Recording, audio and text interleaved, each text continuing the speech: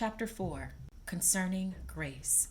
Few words in Christian theology are used more or understood less than the word grace.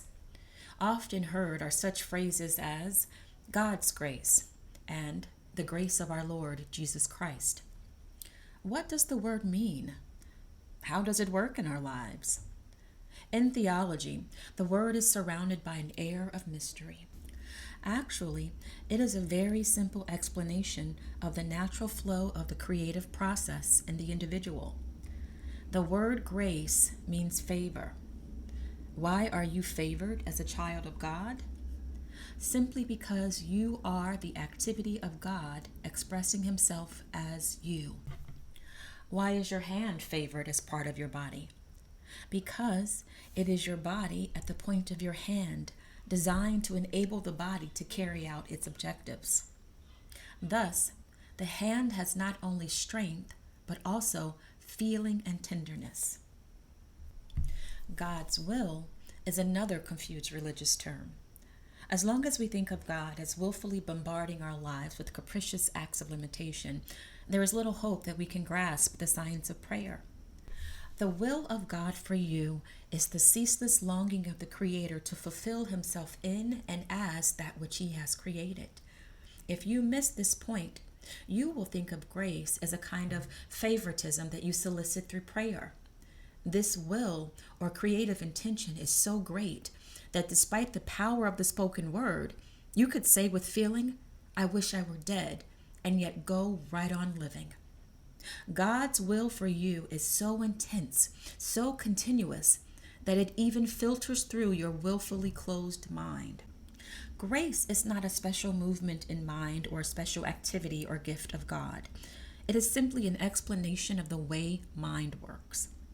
Grace explains the inadequacy of the idea of karma, the endless cycle of cause and effect. It is true that as you sow, so shall you reap.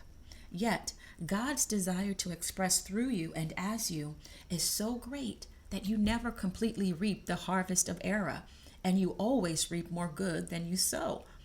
A medical researcher says that the body is biased on the side of health. This is the grace factor that is absent in the classic concept of karma. The missing link in the teachings of the East is that we are not lonely pilgrims on the path trying to reach something in God. We are dynamic expressions of God on the quest to know and release something in ourselves. We may limit the flow of good, but we can always know the truth and be free. You are not a helpless creature bobbing about like a cork on the seas of life at the mercy of the storms of fate and circumstance. You are the very self-livingness of God. When you desire spiritual growth, it is God who has first desired it in you. When you make an extra effort in your work, it is the divine urge in you that is working through you. You are not simply a subject of God, with God making notations of sin and error or of good in His big black book. You are the activity of God in expression, beloved with an everlasting love.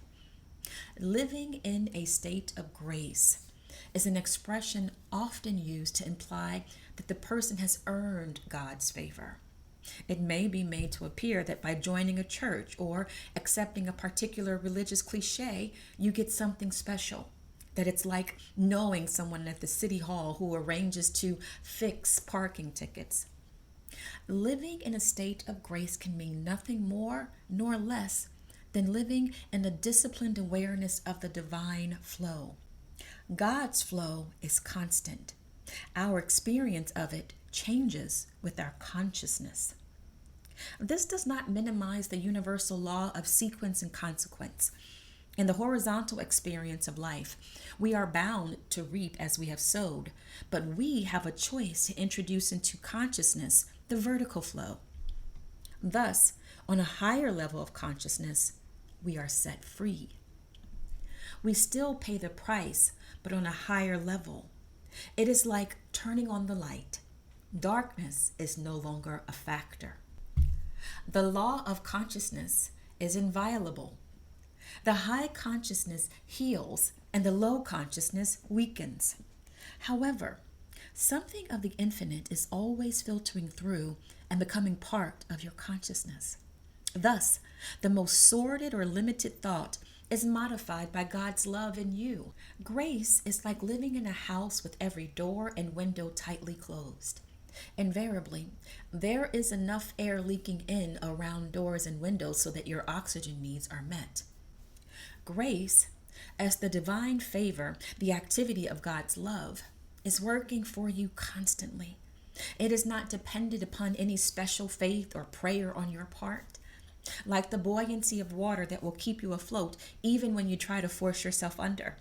Grace fulfills divine law by sustaining you in spite of yourself.